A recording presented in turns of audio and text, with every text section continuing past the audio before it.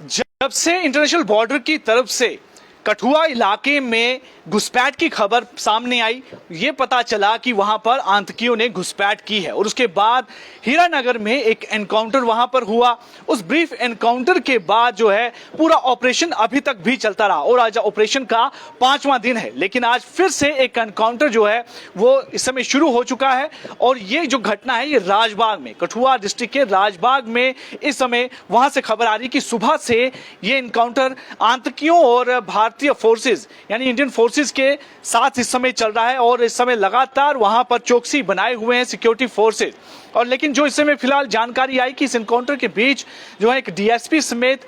2 से 3 जवान जो है वो घायल बताए जा रहे हैं, लेकिन अभी भी ऑपरेशन जो है वो जारी है। तकरीबन ये बताया जा रहा है कि ये सुबह 9:20 की बात है जब सिक्योरिटी फोर्सेस और टेररिस्ट के बीच में एक कॉन्टैक्ट है वो एस्टैब्लिश हुआ और उसके बाद वहां पर एनकाउंटर शुरू हो गया। लेकिन उसी गोलीबारी के बीच में जो है हमारे जवान जो हैं वो भी इसमें घायल हुए हैं और सिक्योरिटी फोर्सेस के डीएसपी बताए जा रहे हैं जो है इसमें घायल और उसके साथ 2 और जो है जवान इसमें घायल बताए जा रहे हैं। लेकिन इसमें मैं आपको एक जानकारी ये बता दूं कि इससे पहले जो घटना हुई थी वो कठुआ के ही हीरानगर में हुई थी और हीरानगर में जब जानकारी मिली कि तकरीबन 5 के करीब आतंकी थे जिन्हें वहां पर देखा गया था। और ये जो जानकारी फिलहाल निकल कर आ रही है कि ये 2 ग्रुप में थे और ये 2 ग्रुप जो हैं यहां पर इस समय एक्टिव हैं। और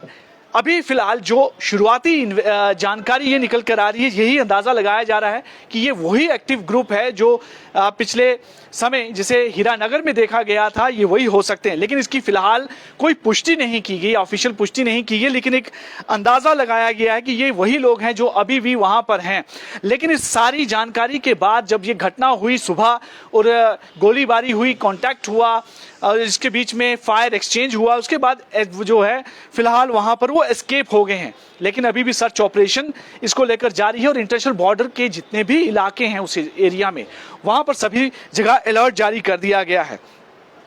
लेकिन बड़ी सारी चीजें जो पता लगी हैं उससे कुछ अंदाजे ये लगाए जा रहे हैं कि जिस तरह से जो हीरानगर में जब घटना हुई वहां पर भी एक ब्रीफ जो है एनकाउंटर हुआ था और उस एनकाउंटर में जो एम्यूनिशन मिला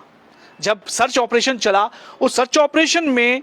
जैसे कि M4 कार्बन मैगजीन मिली थी, 2 ट्रैक सूट मिले थे, ग्रेनेड मिले थे, आईडी मिले थी और उसके बाद ये जानकारी लगाई जाती कि जिस मात्रा में ये मिले थे ये लोग अभी भी वहां पर हैं। और ये भी एक इस एस्पेक्ट पर भी काम किया जा रहा है कि हो सकता है ये एक फ्रेश इन्फिल्ट्रेशन भी हो। फिलहाल ये उन पर ही अंदाजा लग रहा है कि जो हीरानगर में जो ग्रुप वहां पर एक्टिव है, जो वहां से एस्केप कर गया था, भाग गया था, मौके का फायदा उठाकर अंधेरे की इस समय घटना थी, ये वही है जो कि राजबाग में जो घटना हुई है, जो खोल विलेज में के आसपास की बात है जहां पर ये सारी घटना पेश आई है, वहां की इस समय एक्टिव वही लोग हो सकते हैं। लेकिन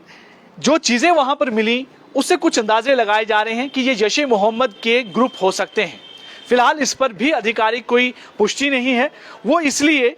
क्योंकि अखनूर में जब तकरीबन 2 महीने पहले वहां पर एक एनकाउंटर हुआ था, उस एनकाउंटर में वहां पर जब रिकवरी हुई थी एम्यूनिशंस की, उसमें बड़ी सारी चीजें मिली थी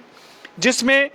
वहां पर उनके जो कपड़े थे, ट्रैक सूट मिले थे और बहुत सारे आर्म्स एम्यूनिशन वहां पर मिला था। और जो ट्रैक सूट की बात की जा रही है, जो वहां मिला वही वहां पर मिला। और ये भी जानकारी कि यानी एक ही जगह से ये लोग ट्रेन होकर आए हैं, जो कि अखनूर की तरफ से भी जिन्होंने इन्फिल्ट्रेशन की और उन्होंने ही कठुआ के इंटरनेशनल बॉर्डर की तरफ से इन्फिल्ट्रेशन की, जो कि हीरानगर में जहां पर घटना हुई उसके बाद राजबाग में जो है वो घटना हुई। और इस पर जो है फिलहाल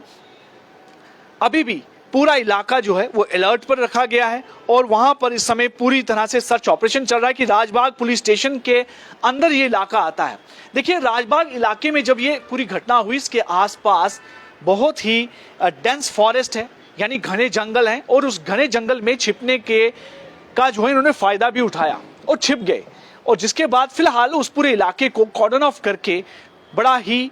एक इंटेंसिव तरीके से वहां पर सर्च ऑपरेशन चलाया जा रहा है, लेकिन इसमें इंजर्ड बताए जा रहे हैं। लेकिन अभी भी पूरी तरह से पुष्टि नहीं हुई है कि और कितने लोग इंजर्ड हैं। अभी भी जानकारी पूरी तरह से नहीं है, लेकिन फिलहाल सुबह जो अभी एनकाउंटर हुआ है उसकी अभी भी ऑपरेशन जो है वो चल रहा है। और इसका जो तार है वो आप अंदाजा लगाइए कि जो हीरानगर में घटना हुई उसके साथ जोड़े जा रहे हैं, क्योंकि ये वही लोग हो सकते हैं, ऐसी पूरी आशंका जताई जा रही है। लेकिन फिलहाल अभी भी जो जानकारी मिली है कि इसमें एक डीएसपी समेत 2 से 3 लोग जो हैं जवान हैं वो इंजर्ड बताए जा रहे हैं।